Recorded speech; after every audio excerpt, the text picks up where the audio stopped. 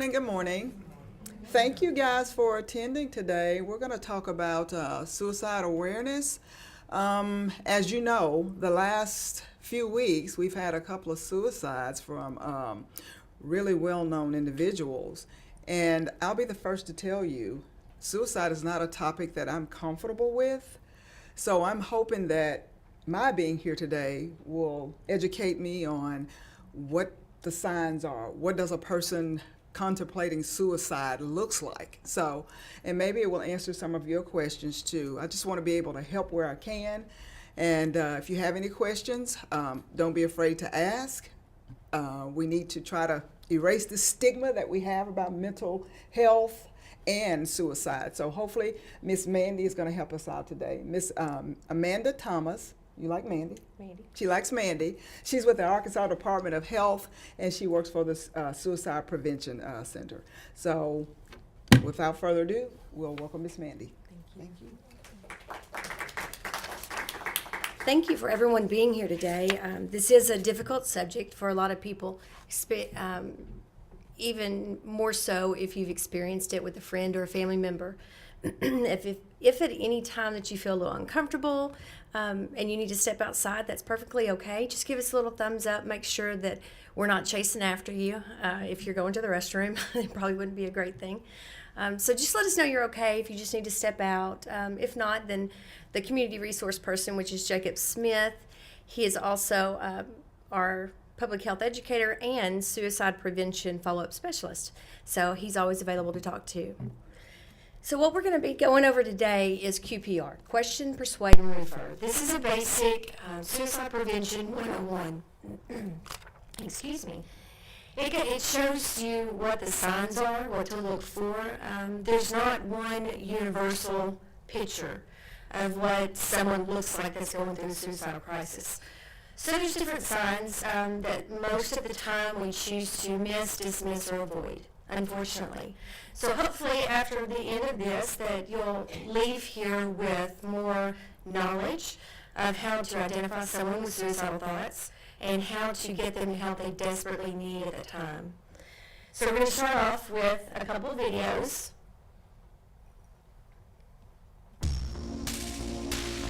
Since Mom died, he said he just wants to be with her. I'm afraid he's thinking about... You made me swear not to tell him. But what if he really tries? She's very depressed and she's drinking again. I don't know how to help her.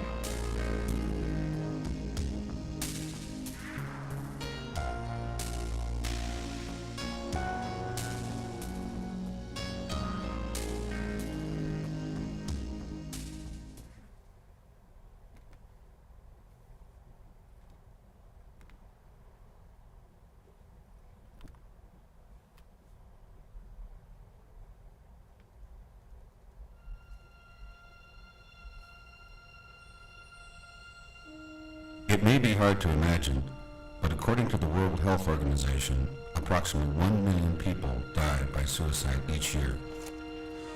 Of these 1 million lives lost to suicide in the world each year, more than 28,000 live in the United States. Suicide claims the lives of more than 75 Americans each day, or one person every 18 minutes. This death rate is equivalent to a commercial airliner filled with Americans crashing every other day, with all lives lost. And for every life lost to suicide, dozens of people attempt suicide, often causing serious medical injury or even lifelong disability. From another perspective, imagine that every 18 minutes, an American family member loses a loved one to suicide. If an average of 6 family members are touched by suicide each time someone dies by suicide, then each year more than 150,000 Americans experience the awful psychological and emotional aftermath of suicide.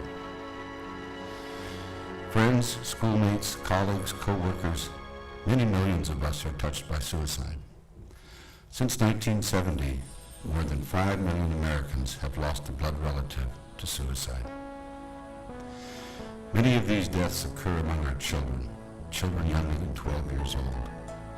and many more of them are teenagers or young adults just as they begin their lives as college students, servicemen and women, or enter the workforce.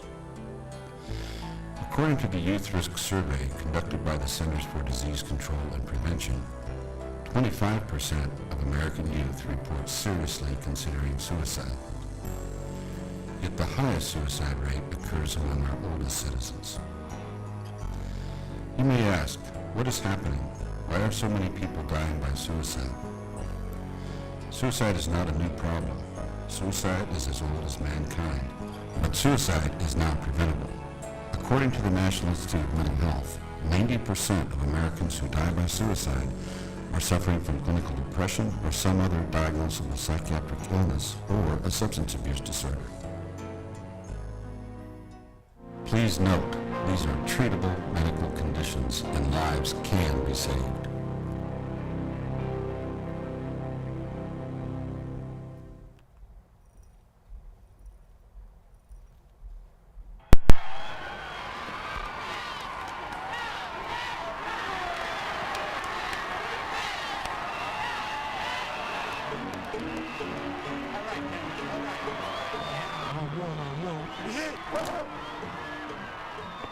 Cameron Harker is 17 years old. His team is about to win the city championship. Cameron has always been a leader. He has been chosen to receive a full-ride academic scholarship.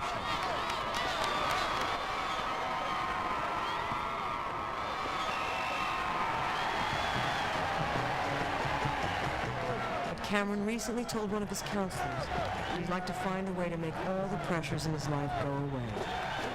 Forever.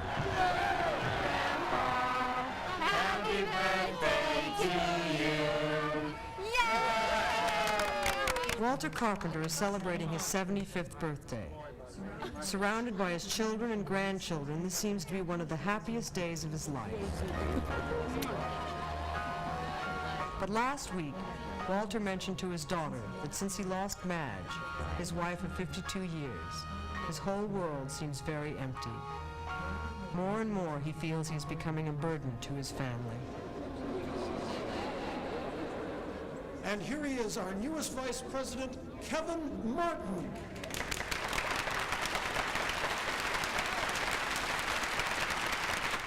Julie Martin has appeared to live what most people believe, a good life. Her friends call her the perfect wife and mother. Tonight, Julie plays the proud wife, beside her husband of 20 years, as he is introduced as his company's newest vice president. This is one of Julie's proudest and happiest moments. But later this evening, Julie will be arrested for drunk driving. Her well-hidden addiction to alcohol will soon become very, very public. In the next 3 months, Julie, Walter, and Cameron will make the same decision that thousands of other Americans from every walk of life make every day. They will attempt suicide. Is someone you know thinking about suicide? Do you know the warning signs? Do you know what to do? A suicide crisis can be survived. People who become suicidal usually remain so only for a few days, or perhaps a few weeks. During this time, the person considering suicide needs help you can give. Talking about suicide is uncomfortable for most of us. We're afraid that we might push a friend or a loved one over the edge. Our uncertainty makes us turn away, leaving the sufferer feeling more alone than ever. Most people who consider ending their life send warning signs that they're in trouble. In just 1 hour, you can learn to recognize the warning signs and how to offer support. The training is called QPR, and everyone should learn to use it.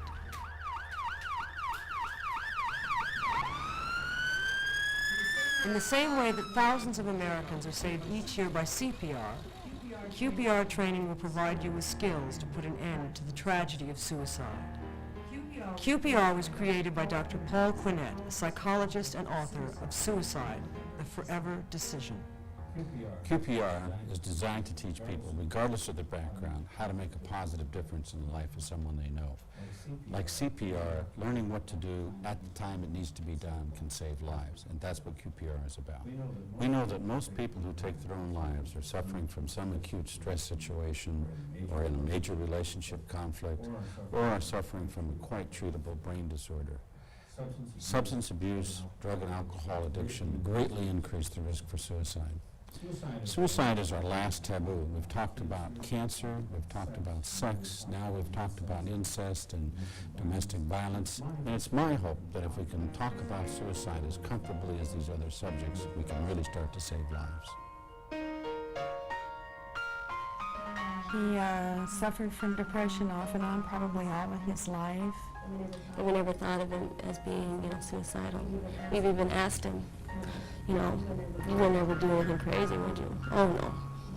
Well, to him, what he was planning on doing wasn't stupid. He probably wanted to talk about it, but I didn't exactly give him an open door to come to me and say, yeah, Mom, I'm really in trouble here.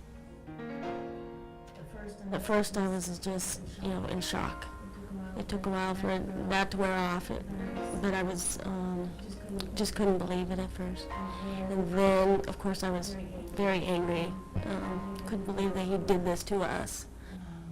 There'll never be another holiday in our family that will ever be even close to being the way it was before he passed away. So there's not a day that doesn't go by that there isn't just, one thing. Every day there seems to be something that reminds me, and so it's just not the same. He had a nervous breakdown when we moved in here. It was very depressed. Well, whatever I looked at turned blah. No matter what came up, I was completely negative. Decision-making is one of the toughest things for the individual to make. The only thing they can think of is, well, maybe I better jump off the bridge or get that gun or something. And if someone whom this person knows suggests, would you like some help?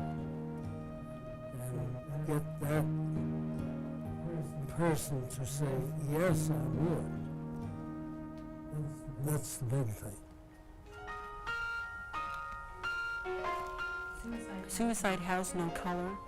It doesn't care what race you are. It has no age limit. It doesn't care if you're young or old. I know that the effects that it has on me as an auntie who had a young person in my family say I want to commit suicide. And I mean young, by 7 years old, saying, Auntie, I want to kill myself. And as an aunt, I didn't know how to help. I didn't know how to help him. And all we could do at that time was to able to be there as a family to hold him. And where to go to share that information was hard. If I was trained, if I knew what I'm going to learn when I did training, then maybe I wouldn't feel so helpless. And so when people, I think, deal with suicide, they feel real helpless. They don't know where to turn, they don't know where to go, they don't know what to say. And I think by learning this process, I'll be able to now know what questions to ask, how to respond to them, and definitely know when to refer them. And I think that's really important. The concept of repetitive training, such as CPR training or QPR training, can allow you to react instinctively to help the patient. Physicians need that reinforcement, just as office personnel and other people who deal with patients need that kind of reinforcement. We don't do things by instinct or guessing. We have an organized approach to a problem, and QPR makes sense. I feel like I'm a part of a system that's been trained with QPR. Parents that call me up and say, well, John's, he's not transitioning into the school year very well. I'm noticing a lot of stress. He said these sorts of things to me, The coach stops by, his football coach, and says, something's up. I'm feeling something about John. He's not performing, just feeling real down or something. A couple friends stop by and say, I'm real worried about my friend John. Put those pieces together, and that is a tight safety net where, you know, the application of QPR, I point blank say to John, are you thinking of killing yourself? And it's amazing to me, the kids say, yes, I am. They're very forthright once you ask the question. They're not when you don't ask the question. But once you ask the question, they come right out with it. And you're able to deal with that. You're able to tighten that safety net, get them the help they need, and refer them on to more resources if that's necessary. And that alone can save a life. To save a life from suicide, we all need a little knowledge, some courage, and permission to talk about suicide openly. QPR provides all of this and sends a message of hope. Ask a question, save a life. It's something we can all learn to do.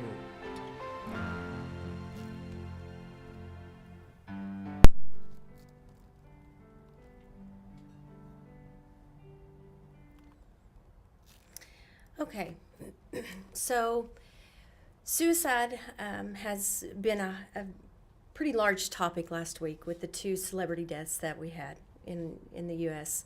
with Anthony Bourdain and Kate Spade. So we got more media requests, more interviews to give that awareness, to say there's help out there. You can call someone and talk to someone. So what we always will advocate is to call the 1-800-273-TALK. That's our National Suicide Prevention Lifeline. In Arkansas, recently in the 2017 legislation, it was passed for the Department of Health to create and maintain a suicide prevention hotline in the state. It's one that we went without for almost 2 years.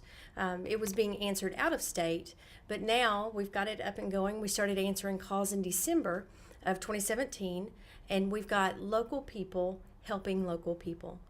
We're very proud about that, and we cannot encourage people enough to call. To please call us if you're ever sad, lonely, depressed, and you just need someone to talk to. We're always there.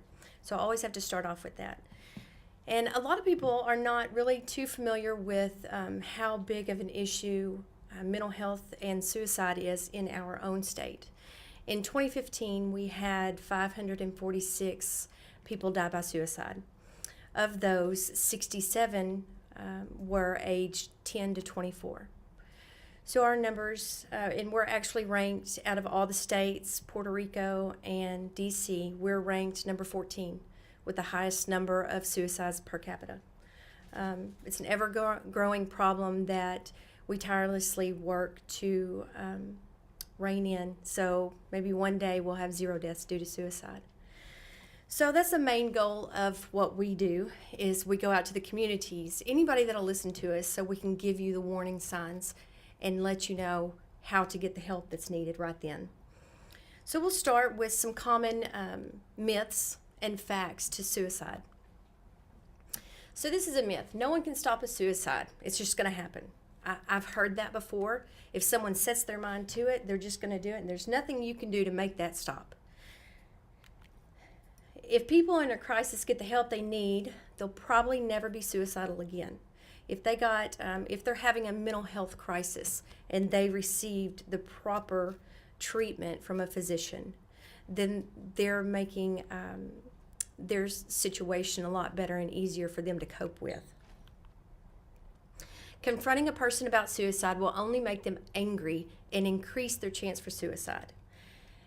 Just like we heard earlier, the more direct you are to a person, if you think they're having suicidal thoughts, the easier it is for that person to open up to you. So instead of saying, "You're not going to kill yourself, right?" I'm leading that person to tell me no. But if I am direct and to the point, "Are you thinking about suicide?" they're more open to tell me if they are or not. So it's always best to be direct in the approach. So asking someone directly about suicidal intent lowers their anxiety, opens up communication, and lowers the risk of an impulsive act. Only experts can prevent a suicide. So maybe people think only a psychiatrist can help this person that's suicidal. And that's not true. Suicide prevention is everybody's business. Anyone can help prevent the tragedy of a suicide at any time. Suicide people keep their plans to themselves. Has anybody ever heard that? That, oh, no, they never said anything, they never did anything, they never showed any sign. It just happened. Most suicidal people communicate their intent sometime during the week preceding their attempt. So in some indirect way, there's been a sign that the person has shown. We are unfortunately at times choose to miss, dismiss, or avoid because we do not know how to approach the situation. It's uncomfortable to us. There's still that stigma that surrounds suicide. Those who talk about suicide don't do it. I've heard a million times, they just want attention, that's why they're saying that. They're just acting out, and they're being dismissed. People who talk about suicide may try or even complete an act of self-destruction. So if at any time you have ever had that thought of they're just doing it for attention, make sure that you take every time they say it seriously, as if they were going to do it at that moment, every time. It may be 20 times in 2 days. Every time they say it, take them serious and see what you can do to help. Once a person decides to complete a suicide, there's nothing anyone can do to stop them. Suicide is the most preventable kind of death. Almost any positive action may save their life. So suicide clues and warning signs. The more clues and the signs that we observe, the greater the risk. Take all signs seriously every time. So we'll go through different types of clues. The direct verbal clues, which include, I've decided to kill myself. That's as direct as you can be. It's going to be hard to not catch that warning sign right there. I wish I were dead. Stop the person right then. What makes you say that? Why do you want to be dead? Open up that communication with the person that makes the comment. I'm going to commit suicide. Very direct. They're reaching out for help if they're saying this. That's the moment you can step in to say, I'm here, I care, you're important to me, I really want to talk about this. I'm going to end it all. If I don't get a raise, then I'm just going to kill myself. Stop the person right then and say, there might be something more going on here. So if we can talk about this, maybe it'll help that person acknowledge that they don't want to kill themselves. They're just having a hard time at that moment. Indirect verbal clues. I'm tired of life and I just can't go on. I've heard people say, I'm just tired. I'm tired of it all. To me, that's a warning sign. I'm going to step in to say, what are you tired of and how can I help? My family would be better off without me. Who cares if I'm dead anyway? What the person is saying could be, who cares if I'm dead anyway? I serve no purpose, or no one really cares what decision I make. Always step in and say, I care. I'm here to listen. I just want out. That can be a very indirect verbal clue. I won't be around much longer. Pretty soon you won't have to worry about me. These are all kind of common sense to where people would say, okay, what makes you say that? Let's talk about it. Let's sit down and I'm going to take the time to listen to you. That's a lot of the times people just need someone to listen to them. And behavioral clues. Any previous suicide attempt, acquiring a gun or stockpiling pills, co-occurring depression, moodiness, hopelessness, helplessness, they've lost their sense of purpose, putting personal affairs in order. So that could be a few different things. It could be, I own 200 acres of land and all of a sudden I'm just gonna deed it over to my best friend. Something's weird. I wouldn't think that you would just freely hand over 200 acres of land to your best friend for no reason. something's going on. Giving away prized possessions, and this applies to children too, or youth, ages 18 and below. If they have their prized video game that they absolutely love and would never go without, and they start giving them away, something's going on.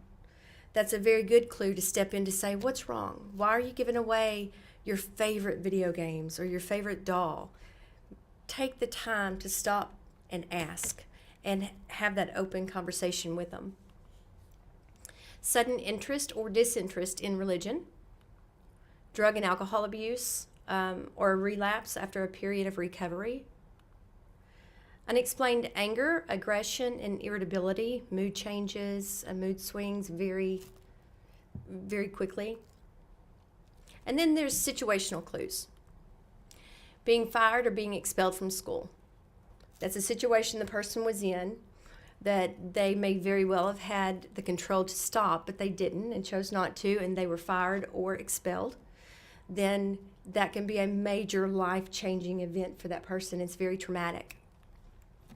A recent unwanted move, that could apply to anyone. If you're evicted from your home, or if you're an older adult and you lost your home and had to go into a nursing home, it could affect you in a negative way.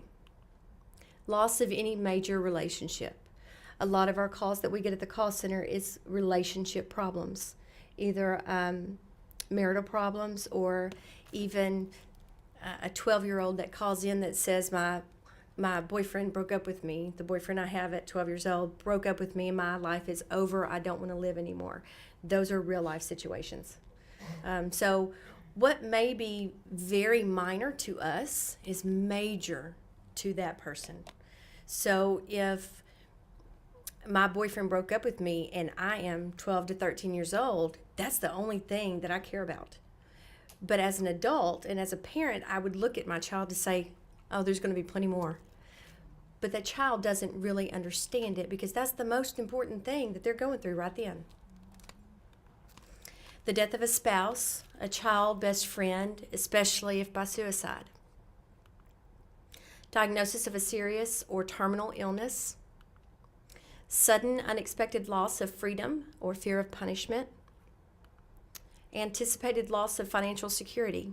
We do have calls that come in that people are struggling financially, and they feel like they're out of options and they don't know what else to do. We're fortunate because we're there to answer these calls to say there's help out there. Here are some resources, and this is what you can do. We're going to be here all the time to help you. Loss of a cherished therapist, counselor, or a teacher. And a fear of becoming a burden to others. So, tips for asking the suicide question. If you're in doubt, do not wait and ask the question. Be direct, straightforward. Are you thinking about suicide? Because at that moment, you can change that decision in that person's mind. If the person is reluctant, be persistent. Do not give up.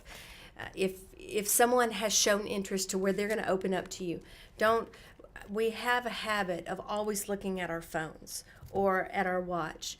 When we do that, we're giving that signal of, this is such a waste of my time. I don't have time for this. I've got to go. Keep that all to the side. Keep it to the side, block it out, and just focus primarily on the person you're talking to at that moment. Talk to the person alone in a private setting. It's more comfortable in a private setting than in a group of people. They may not feel as open to talk about it.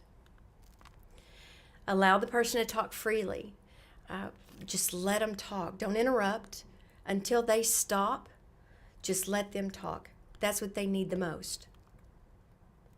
Give yourself plenty of time. That goes back to the looking at the watch or messing with your phone. Make sure that they feel important at that moment, that you're concerned and you care and you want to listen. Have your resources handy. A QPR card. You all have a QPR book, and in the back of the book, there's a little detachable card, and it gives you some warning signs and resources. It's got the 800-273-TALK. That's our National Suicide Prevention Lifeline. So if you do not have one of these books, then we've got more in the back for you. And always remember, how you ask the question is less important than that you ask it. So, a less direct approach. Have you been unhappy lately? So this is if I know that my friend is acting a little different, or I've caught maybe a few verbal clues, and I say, have you been unhappy lately? Or have you been very unhappy lately? Have you been so very unhappy lately that you've been thinking about ending your life? I've just sat there and 3 different ways. I've not become direct with my friend. I've not said, are you thinking about suicide? So that would be a less direct approach. Or do you ever wish you could go to sleep and never wake up? More direct approach. You know, when people are upset as you seem to be, they sometimes wish they were dead. I'm wondering if you're feeling that way too. You look pretty miserable. I wonder if you're thinking about suicide. Are you thinking about killing yourself? It's always best, I cannot stress it enough, to be direct in your questioning. It's going to be uncomfortable if you've not said, are you thinking about suicide, to someone that you care about. If you've never said that, it may feel a little weird and a little uncomfortable because you're saying this word that we became so accustomed to not saying, and pushing it to the side and sweeping it under the rug and not wanting to say that word. It's okay to say, are you thinking about suicide? If you're not comfortable enough with asking that question, immediately find someone that can ask that question for you that's very direct. Here's how not to ask the suicide question. You're not suicidal, are you? Because I'm leading that person to tell me, oh no, not at all. I'm not even thinking, you're crazy, I'm not even thinking about that. Do not give them that opportunity, and in your questioning, lead them to say no. If they're thinking about suicide, ask direct. And that way it's open and they'll be more open with you. So, how to persuade someone to stay alive. Listen to the problem and give them your full attention. It's very important. Remember, suicide is not the problem, only the solution to a perceived insoluble problem. And do not rush to judgment. One of the main focuses that we do at the Arkansas Lifeline when we answer the suicidal calls is to be non-judgmental. We're not there to judge.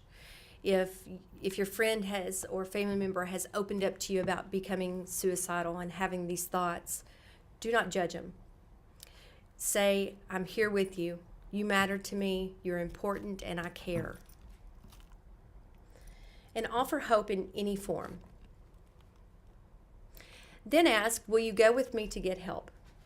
You're volunteering and saying, I care about you enough to where I'm going to stop what I'm doing and I want to go with you to get the help you need, and you need it now. Will you let me help you get help?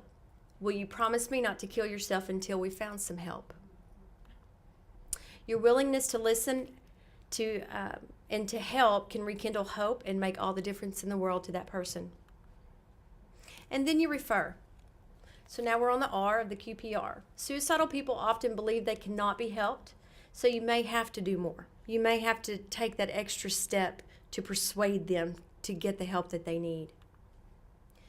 The best referral involves taking the person directly, talking to someone directly who can help. The next best referral is getting a commitment from them to accept the help, then making the arrangements to get that help. Even if you need to call and get that person help right then, make the extra time to say, hey, let's find someone right now that you can talk to. The third best referral is to give the referral information and try to get a good faith commitment for them to not complete or attempt a suicide. Any willingness to accept help at some time, even if in the future, is a good outcome. And remember, since almost all efforts to persuade someone to live instead of attempt suicide will be met with agreement and relief, don't hesitate to get involved or to take the lead.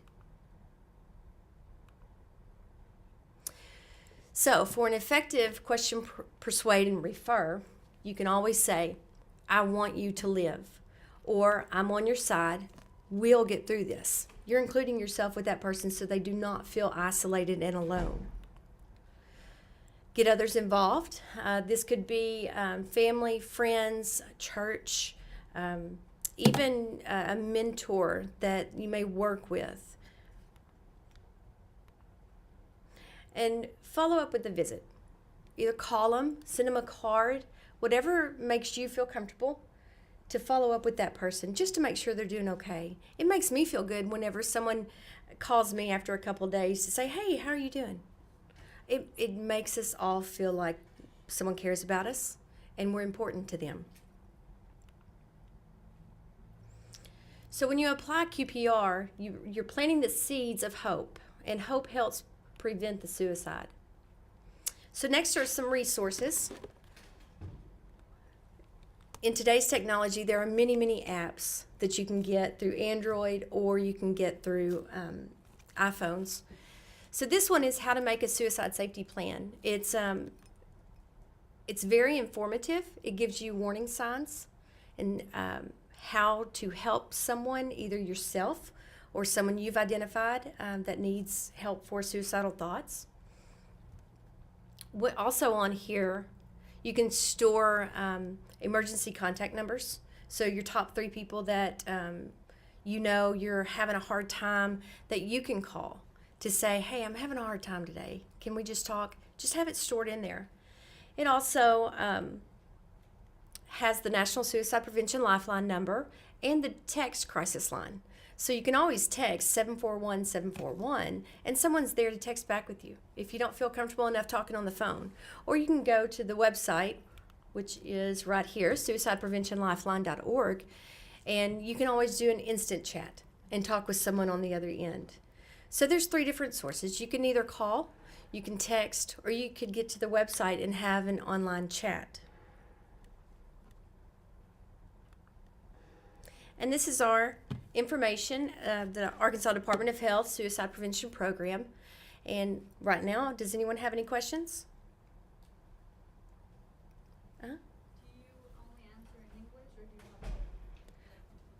We do have other languages.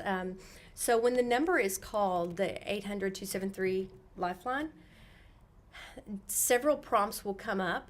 And for Spanish, there is, I believe it's 3. You press 3 and it goes there, but there are other languages within that prompt. People that answer the calls, are they licensed professionals, volunteers, or? So we're really unique in the state. We're the first state in the U.S. to have a suicide prevention lifeline under a state agency with full-time employees. Every other center across the U.S. Are volunteers, and they go through typically 8 hours to 16 hours of training. So our full-time employees that come in, they go through over 72 hours of training, and they have that background that's already with them when they come in. Yes?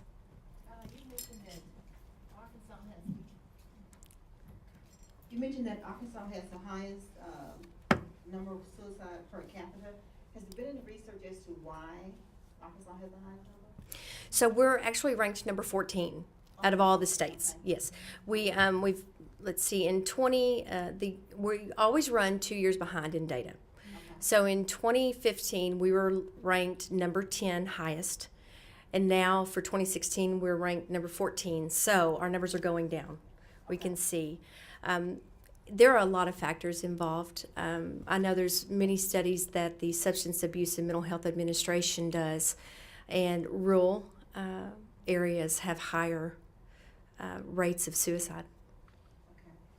Also, in one of your slides, you were saying that, as far as like helping a person, I guess, not to commit suicide, you were saying one of the statements that you can use is, "You're miserable. Are you thinking about suicide?" Do you think that kind of helps the person think about suicide? Planting that idea in their mind? Yeah, because I mean, no. You're miserable. I mean, just because you're miserable don't mean you're going to commit suicide. Right. So if you were to ask me that question, I know I'm miserable in my job and I'm fighting with my husband. So I'm a little miserable. And if someone were to ask me that, are you miserable? I would say, well, yeah, I'm miserable, but I'm not thinking about suicide. So if I am thinking about suicide, that just triggered me to say, well, as a matter of fact, yes, because you just gave me that open line of communication to where you're asking me, so you must care, and I feel like I want to talk to you about it.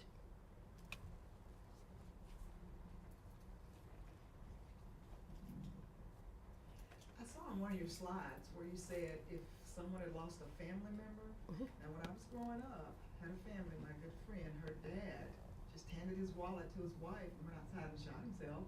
Well, one of his sons did it some years later, and before that, after some research, I found that an elder parent of his or a relative did it. So is there something with families? It automatically puts you in a higher risk. Those risk factors that could be the risk factors of mental health illness, substance abuse or misuse, and if you had a very close personal friend or family member die by suicide, that puts you in a higher risk category automatically.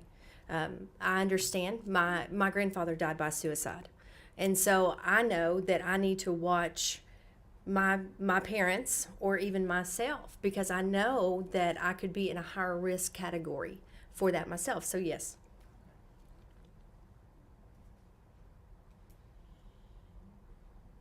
Okay. Well, yes. Do you have, when a person calls to that center, or is it, if it's a child or a teen, does the person that answers, do they give them the resource, or do they transfer them somewhere else? Does it depend on their age? No. So everyone is treated equally.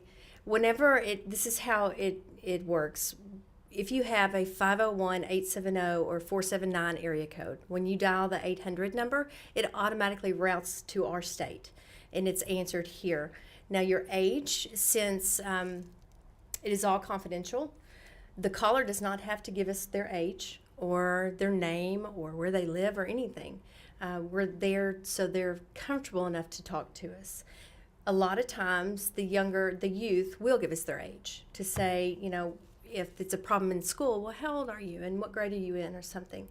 So that does prompt them to say how old they are. And all of our call takers have gone through the early childhood education, middle school education, and high school education, so they can better help the child on the phone. Okay. If a child does call, Mm-hmm. do you contact the parents at all to let them know that their child is contemplating suicide? That's a very good question. So in our phone calls, they are 100% confidential. If that child is in immediate danger, we will call authorities, mental health, either emergency services, local law enforcement, so they can find that person. There are ways to track the number. Even with cell phones, it's a little bit more difficult, obviously, to track where a person actually is. But if a person is in immediate danger, what the call takers are trained to do is to de-escalate the call, find the location, and get the help that they need right then to them.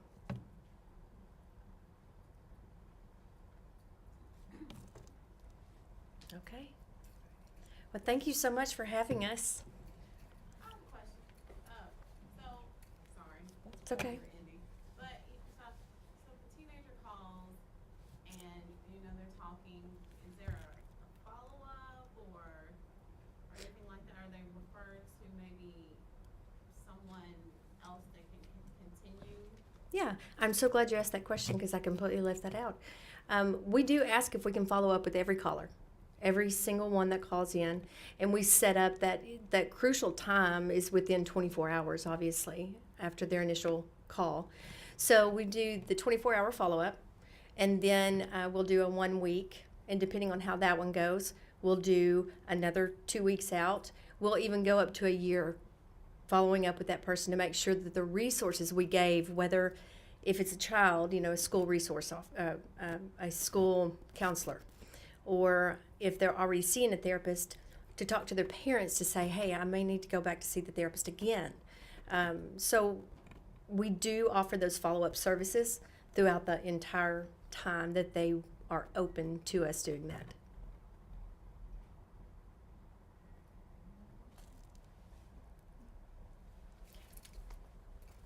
Well, certainly we want to thank Miss Mandy. That was some really, really good information. I know I had a lot of questions because I wanted to know. So at this time, we just want to thank Miss Mandy. Just give her a little hand. And Jake.